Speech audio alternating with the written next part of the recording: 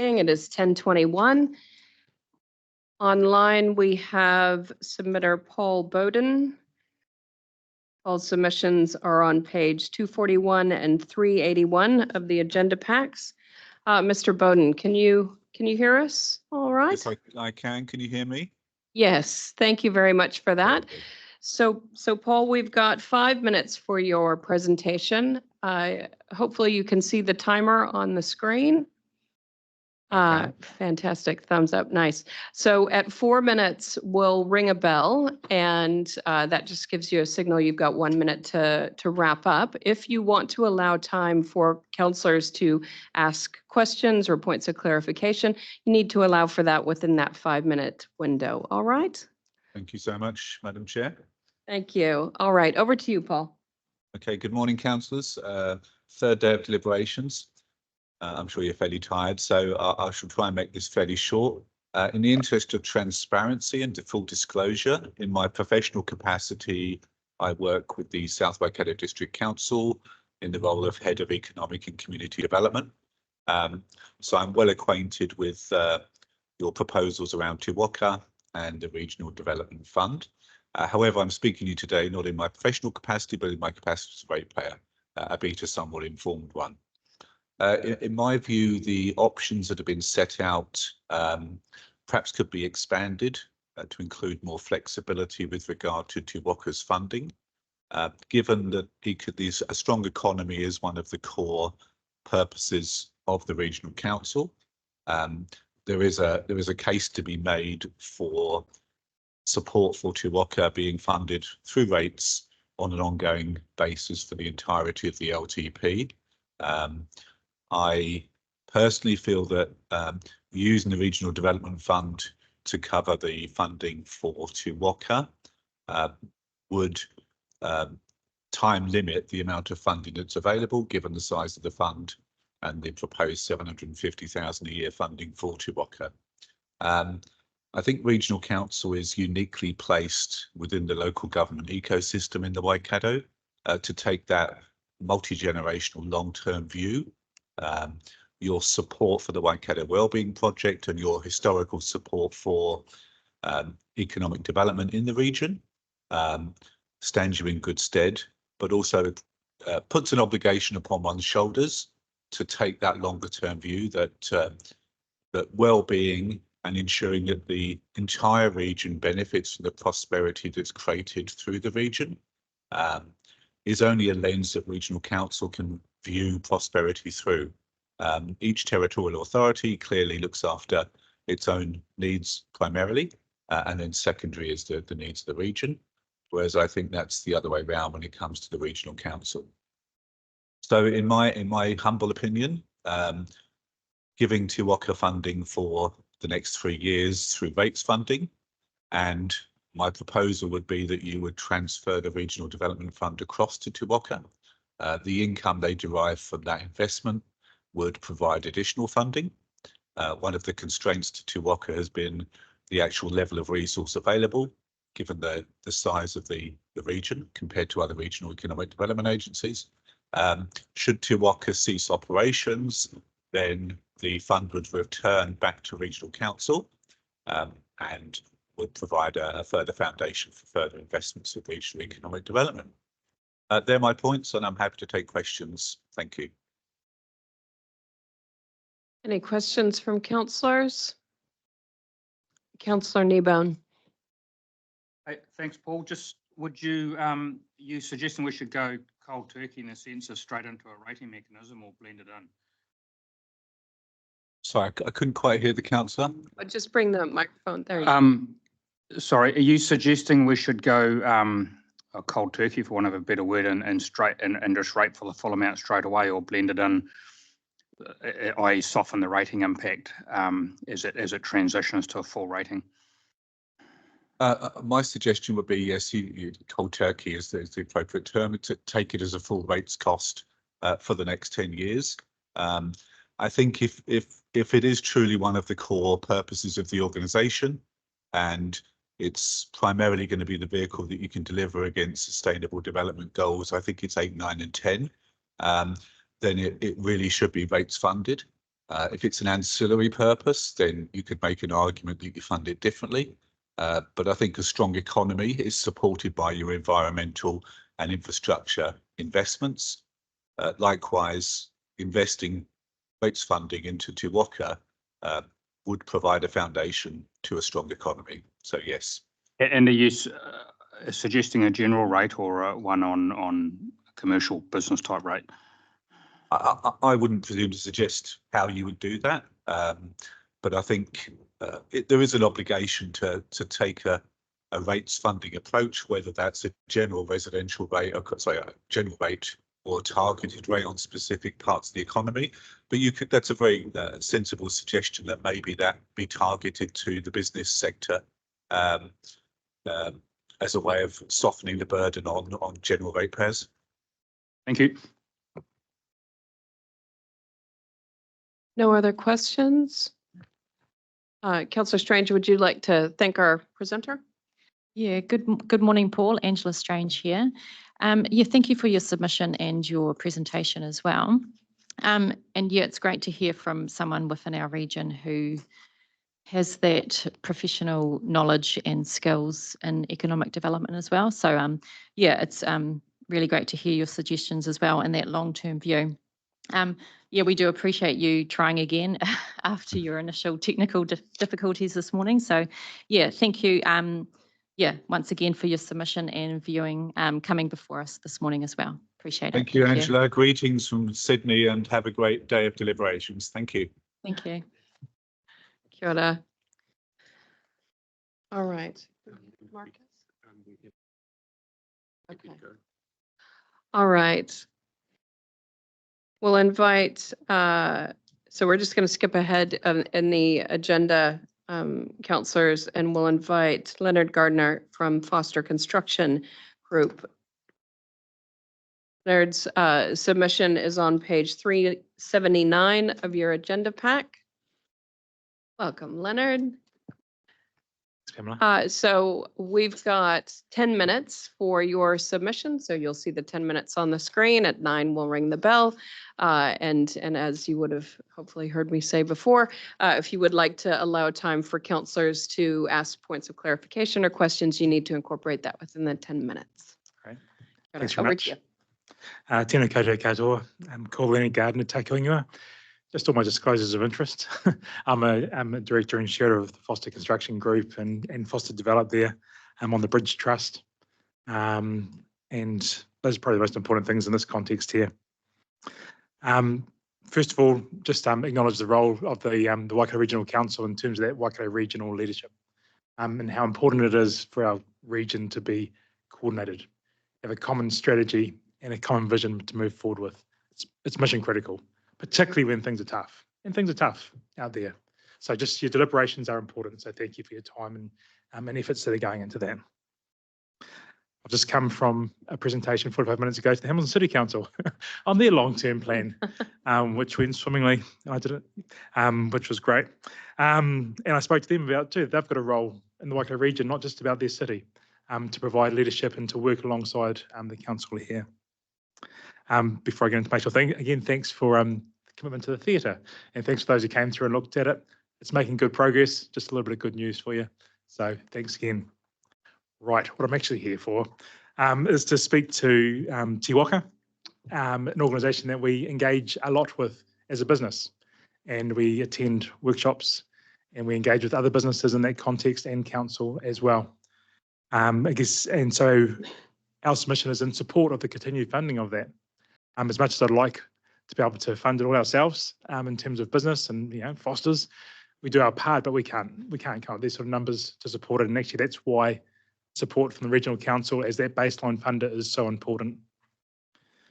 The Waikato Regional Council is the only funding body that covers the Waikato region, which is what Te Waka represents. Several issues in our region exist that extend beyond the local council. In fact, more than several, there's quite a few that require a bridging over those political boundaries, which I'm sure that you're aware. And they require long-term vision around economic planning in particular. And that is the role of Te Waka. While the role of Te Waka sits outside the political environment to maintain that long-term independent perspective, that funding does need to come through the regional council, but everyone's got to contribute towards it. Everyone in the region can benefits from it. It's not just business. It's not just those who contribute towards it, but everyone in the region benefits when the region's economy is doing well. And in order to know if it's doing well, we need to understand what are the drivers, and we need to understand what are our priorities, and that takes a lot of work. It takes skilled people to do that, and we have got some very skilled people within Te Waka that personally I really enjoy engaging with, because we can have those discussions. We can wrestle with those things, and they listen, they get it, they share it with other people. I presume they present to you guys, so to you in terms of that as well. That's all part of a healthy community and the healthy voices coming to the table. I won't go into all of Te Waka's priorities and things which I've got listed in there. You know what those are. My pitch is really, it's an important organisation that from a business owner's perspective and hopefully a contributor to the Waikato region in terms of what we do, we input into, we benefit from, and we use what we have out of Te Waka to try and create a better community for everyone. Did I do me? Councillor Smith and then Councillor Dunbar-Smith. Councillor Smith. Thank you. The results of our submission process has shown that 68% of the community who responded want Te Waka funding cancelled. So, from one who's interacts with Te Waka on a regular basis, by the sounds of things, can you actually tell me what they deliver for you? What, as a company, Foster's, what do they actually do? What is it that you get from it? Yep. A voice. We get to meet with other business leaders and councils around the organisation, around the Waikato region. We interact with the central government that they coordinate and pull together. We have, we go to presentations, we see data, we get data, we understand what that means to how we move forward with developments that we do, that we're looking to do. We understand what's important to the region in terms of moving things forward from an economic perspective. We get to challenge what they come up with as well and help shape those outcomes. And then we leave them to have that voice at that regional level to lobby with the central government and to lobby with the councillors here in terms of what we think the priorities are for the economic driving of the region. It is people talking, wrestling with each other. A supplementary question, if I may. Mm-hmm. There are a number of organisations that work in the wider economic space, such as Tourism Waikato and other smaller groups. Everyone wants some support. Would you see a way forward to alleviate that by amalgamations of some of those groups that would benefit your company? Tourism Waikato, in my mind, is a very separate strategy of what it's trying to achieve, and I'm not aware of the other ones. Okay. Te Waka is the one that I engage with. I'll hold off for others. Thank you. We've got Councillor Dunbar-Smith and then Councillor Kneebone. Yeah, mine's a specific question, given that your speciality is in construction and infrastructure. Government has signalled that they want one voice from a region, and that's one of the things Te Waka provides. What specific things do you think government might invest in this region in relation to infrastructure and construction? Like where would we get bang for the buck? I think government will support a common voice. Quite simply, I don't think they're going to tell you what to do. I think all we got to do is have, hey, everyone agrees that this is the most important thing, and we need the government to play this part, as opposed to a number of different voices. And is there any specific funding options or things in that you can see forthcoming in the next couple of years? Obviously, I've got the priorities listed down here. I think we've done reasonably well with the roading network, but there is the energy space. There is a massive issue in terms of skills still, even though there's a few more people available for jobs, and actually that all requires a coordinated voice from the region. Thank you. Councillor Kneebone. Hey, thanks, Leonard. And look, just take this opportunity to acknowledge the contribution that yourself and Foster's put into your community. Well, good stuff, it's really noted. Noel quoted the stats on our feedback, and we appear to have a problem with how many people really understand what Te Waka do. Any sort of thoughts on that? Because obviously we need it. We need the bit of community support to justify funding. And we've had a few discussions about whether it should be coming from rates or from the investment returns, and it's quite a challenging conversation to have when a lot of the community aren't really aware of Te Waka and what it offers. Yeah. I'll give you the example. I think Te Waka is deep as opposed to wide. I'll give the example. Nuclear physics is really important. I don't understand it, but I know that it's required to actually understand how everything works.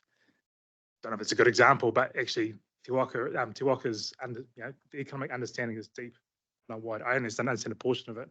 Their job is to understand more and help me become more skilled at what I know, because I haven't got the time to go and find all that data. I haven't got the time to go down to Wellington all the time on everyone's behalf and do that. Actually, I need skilled people who can do that I can feed into and I can receive from and go and do my job and try and make the contribution that we do as an organisation within the region. For me, that is the role of Te Waka, because I haven't got time to go and do all this stuff, but I want to be able to have my input. I've got thoughts. I want to shape this city to be the best that it can be. I want to shape this region to be the best that it can be. So for me, Te Waka, and again, I actively engage with them because I know about them. I realise not everyone understands what they do, but there's a deep here as opposed to a wide. I don't know if that makes sense to anyone, but. Cheers. Councillor Cookson, then Councillor Strange. Thank you. Thank you, Chair. What you've talked about today, I don't disagree with any of it, but it also brings up the issue that our urban TAs have said that it's very Hamilton centric, and you've brought it up today that and this is a part of the problem with Te Waka is it's Hamilton. It's coming across that it's very Hamilton centric, and the urban TAs aren't getting the benefit that they actually put in as their ratepayers contribute into it. So, have you got any ideas of how we get that better? Because it's all right Hamilton based, but there's a lot of urban TAs that are funding this out of rural rates that aren't getting any benefit from it. So, yep. There's a question for you. How do you solve that? Yeah, it's a good question, and it's probably back to that deep versus wide. And the work that Foster's does, as this is my world, I guess, that I know about, it isn't just Hamilton. It is the wider region we build in all parts of it. But that's a part of the question. See what I mean? You'll come here of how great it is for Hamilton and the wider region, but you actually don't understand what's actually taking place out in the wider region, that they actually feel disconnected and they aren't feeling a part of it. That's what I'm bringing to you. See, that's the problem with the discussion. Yeah. Okay, Councillor Strange, and then we'll wrap up. Yeah, thank you, Chair. Thank you, Leonard, for coming in today and presenting to us, and for your submission as well. My question would be, what would be the impact to your business if we stopped funding Te Waka? Probably a little bit of a loss of hope, because from my perspective, they are trying to bridge the boundaries in the economic sense with a bit of depth and focus. And if that was lost, it's already hard work out there, and we do get frustrated trying to work across the boundaries. Not that that's a point at anyone council in particular. It's just everyone's so different. Actually, we need people who say, actually, this is what we need to do as a collective to move forward. So from my perspective, it just becomes harder to do business across the Waikato region. Thank you for that. Thank you so much for coming in today. We appreciate your expertise in this area and your submission as well. So thank you very much. Thanks, Leonard. All right, we're going to skip ahead again. We're all over the show on our schedule, because we've got Glenn, Mclennan,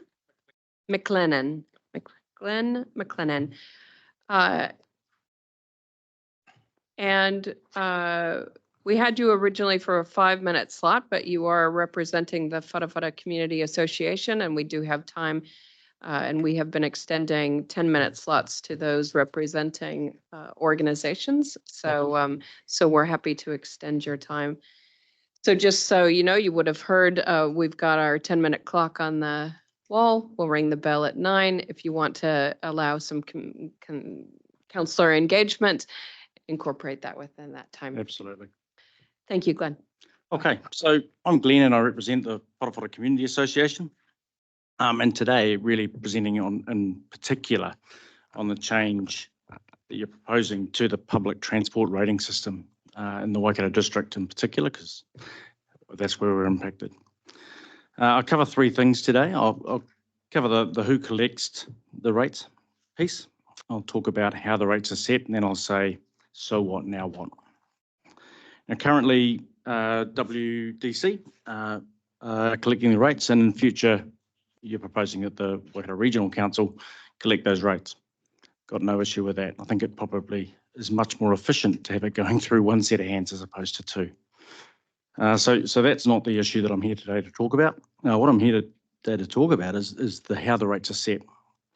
I think in my proposal I talked about it being silly, and that was my first response. I looked at it and went, option 1 or option 2 are essentially versions from me of user pays, right? So they are essentially saying if you've got a bus going within a certain distance of you, then you'll be paying a disproportionate amount of rates. And I think this group of people need to understand the concept of public good. And I think when you're talking about public transport, it's not so much about whether I use the bus, it's whether I think it's a good idea. And I think inside our district, we definitely think it's a good idea.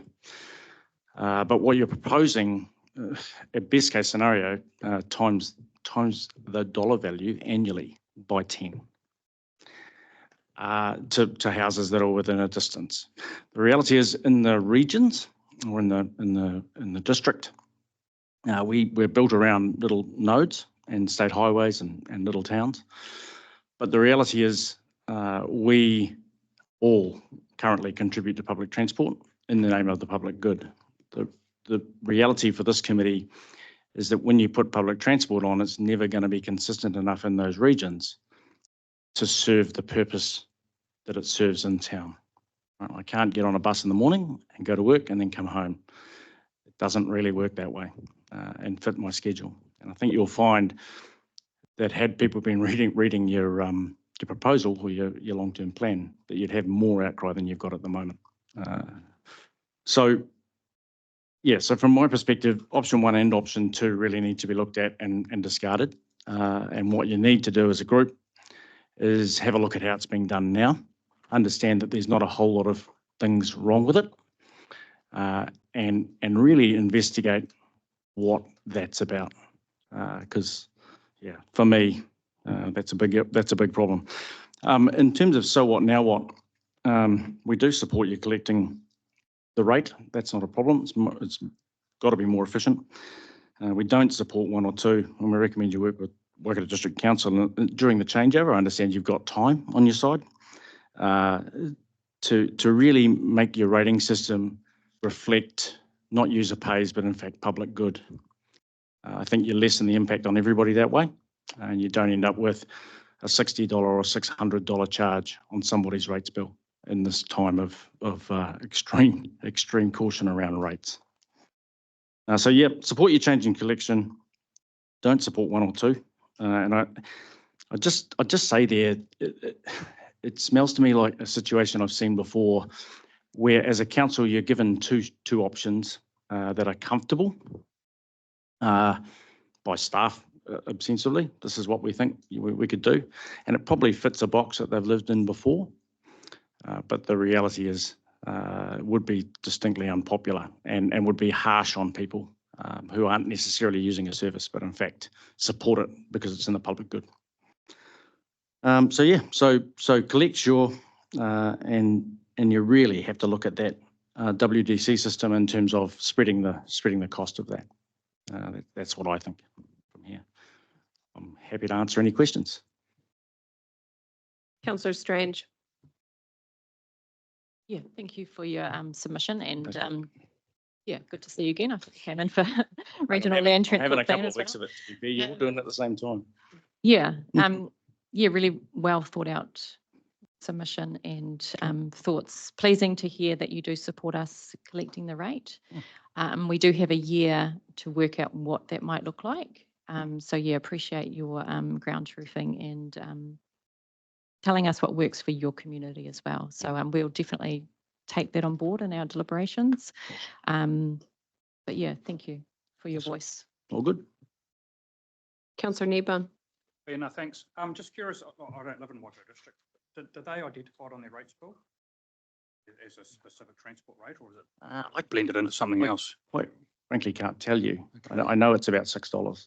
Yeah. Councillor Smith might have more Yeah, no, information. it's in the general rate at $2.50 approximately per 100,000. So it's not Not identified No, okay. on the bill. Any thoughts on that? Whether it should or shouldn't be? To be honest, I just think it's got to be fair. I think at the moment it's sucked up into a general rate. In the future, if you identify it as a public transport rate, I don't think that's a big deal. But I think you have to be able to demonstrate that you're actually getting the money from everybody. And I think it's a really easy argument for anyone who objects in terms of that public good piece. Because I really, if you were charging user pays on the buses, no one would go on them. I realise Right? that, yeah. And so what you're doing now is saying around the route, we're going to do user pays. Yeah. The reality is that's not the case. You're just charging people who don't have a choice. They can't get out of the way. Okay, cheers. Cool. Councillor Smith. Well, I'd just like to acknowledge working with Glenn over many years. And once again, Glenn, you've come up with a very realistic proposition for your community. So the one question I just have is, can you give an outline of where the Whatawhata community group, what area it represents, not just the township? Or? Yeah, so the geographic area, I guess, heads down basically to the boundary of the Waipa district and a little bit further really, and then up to, if you talk about what we represent, we would be going to the top of the deviation on the way to Raglan. And then halfway between Te Kowhai and Whatawhata. Yeah, and then back into town essentially. So the biggest thing for us is we hold a corridor that is State Highway 23. And yeah, there's a lot of other communities out there that aren't on 23. That in this case we'd be taking the burden for. We think that's unfair. Thanks very much for coming in. No worries. And nice to see you once again. No worries. Thanks, guys. Right.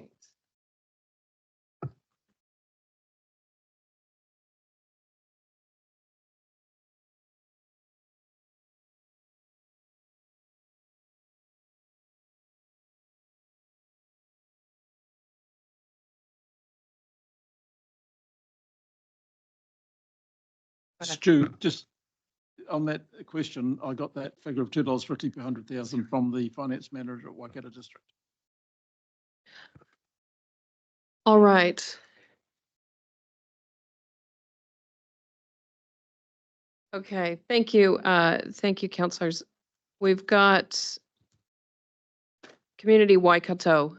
We'll ask you, I know it's early, but, and you've just walked in the room, but we've got a space now. We might as well utilize it, get the most out of things. It's all about efficiency these days.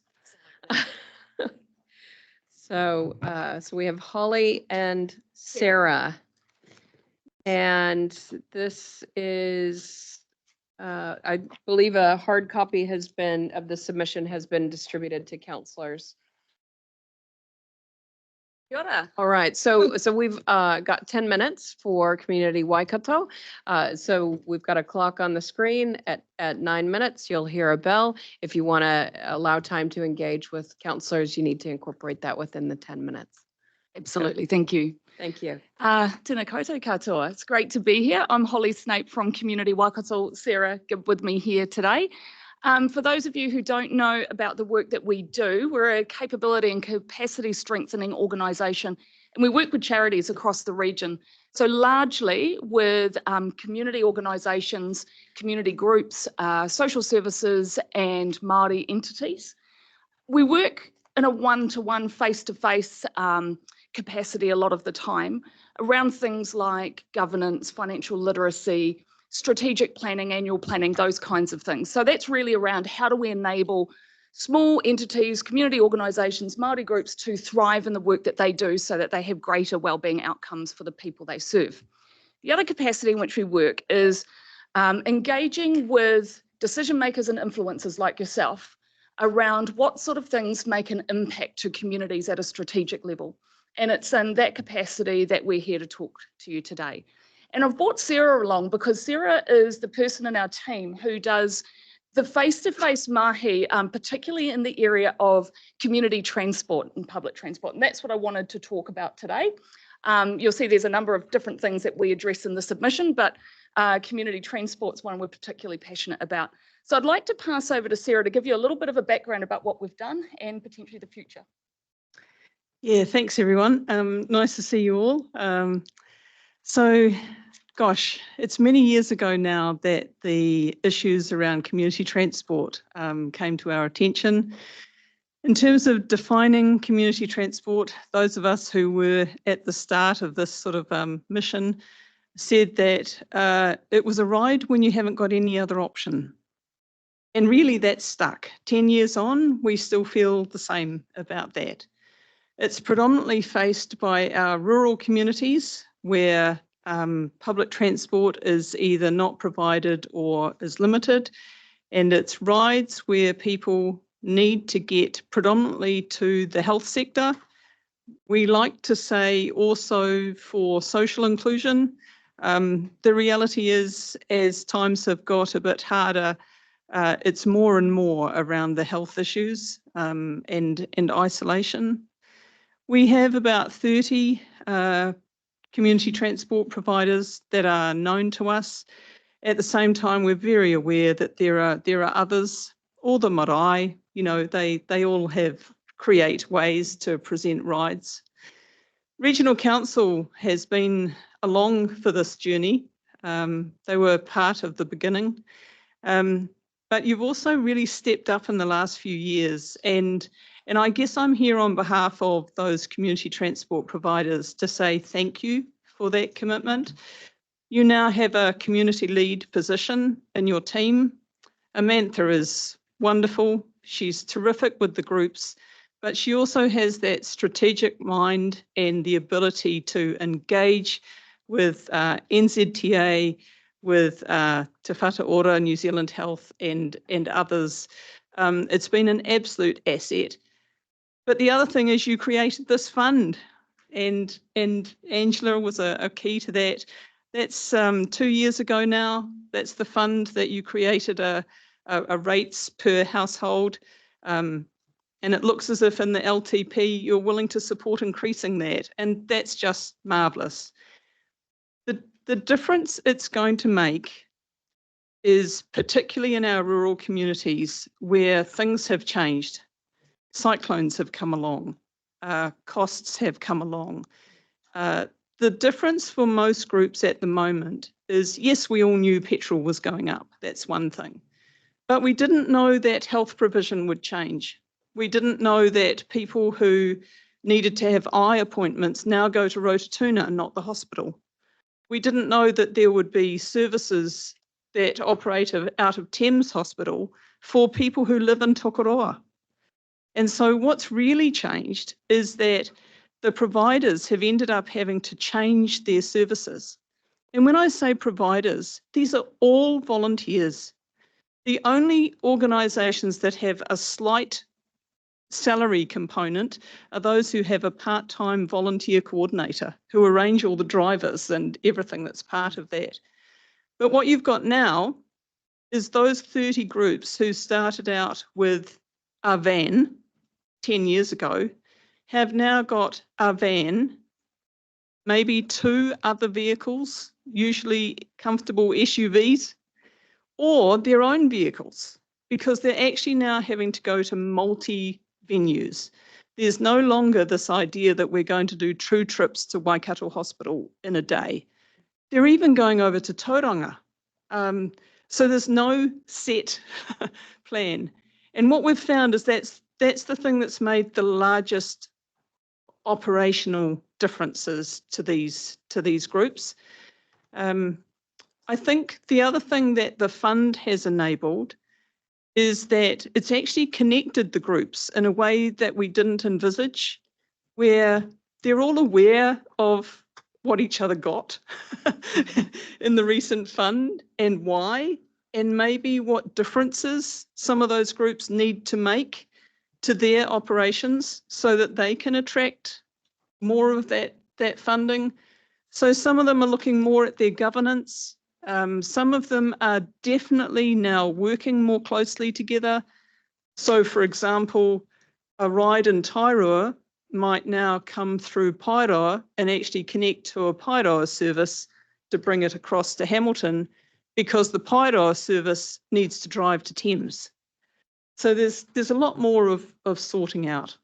So really, you know, Holly gave me an opportunity to come along, and it was really because I just wanted to say thank you that you have the same mindset as those of us in the community sector who really do believe that this community transport is a game changer for people, and especially those who live on their own in isolation, and they're having opportunities to connect that we don't really appreciate till they get in that vehicle.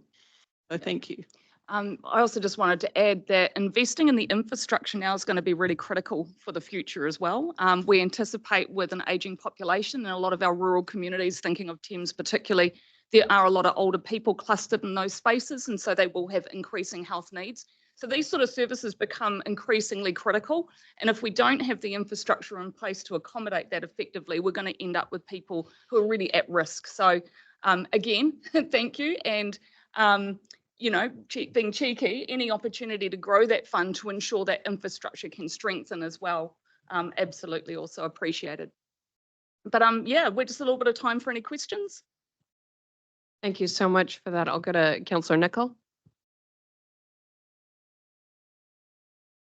Thank you both for the presentation, and I have two questions. Maybe we can make them really quick. One is, you mentioned also strategic partnership with the regional council. I'm really keen to hear what that looks like, being aware that we're part of the Strategic Partners Forum, and some of that, I'm not sure where that's at, but time, money, what does that look like? And the other one was a vision for community transport, really, and mindful that public transport is struggling with funding at the moment through the GFS. So yes, how could that fill the gap? What do you envisage? So really quickly around a strategic relationship, we work strategically currently with the regional council, but I would argue it's relatively haphazard. It's based on where we see need at a grassroots level in community where we've been asked to come in and do some support, and then we go to you and engage. I think we could be far more proactive than that, and that's where I'd see the potential for a good strategic relationship. If we would need additional funding, so we could resource it on our side. We're a charity as well, rely on donations and funding to be able to do the work we do and send Sarah out around the region. But I don't imagine that would be a lot either.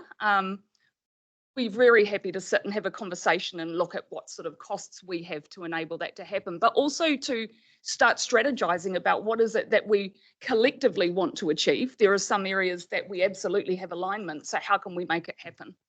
Pass to Sarah quickly to do, sorry. No, thanks, Jennifer. I think strategically, community transport is going to take the place, if you like, of public transport in the future in different ways. I think that Waikato Regional Council is a leader in that through having this community transport lead who is engaging nationally. We are, Waikato is the leader in community transport in New Zealand. Relationships with NZTA, things like we're major players in the re-evaluation of the National Travel Assistance, in the total mobility future. Currently, total mobility is going up around Coromandel. That's significant because one of the community transport providers up there is also looking to be significant partnership in that with local taxi firms. In the end, it's going to be about partnerships, and the reality is community can't do it on its own. We realised that 10 years ago. Thank you both.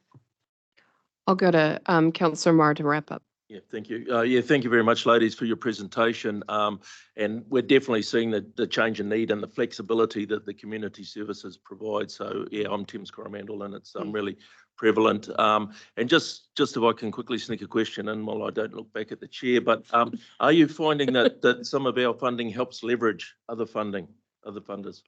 And that's just probably a yes, no, very short answer. I'd like to give you just a little bit more detail without looking at the chair. Just to say that the significant leverage is there are now new people at New Zealand Health, and we're currently in discussions with them, making them feel a little bit awkward about the commitment that you have made compared to theirs. Excellent. And the intent to confirm and increase that partnership. And this also speaks to the strategic relationship we play. Excellent. So yeah, once again, thank you very much for your presentation and coming in and seeing us in person. Excellent. Thank you. Thank you. Thank you, Holly. Thank you, Sarah.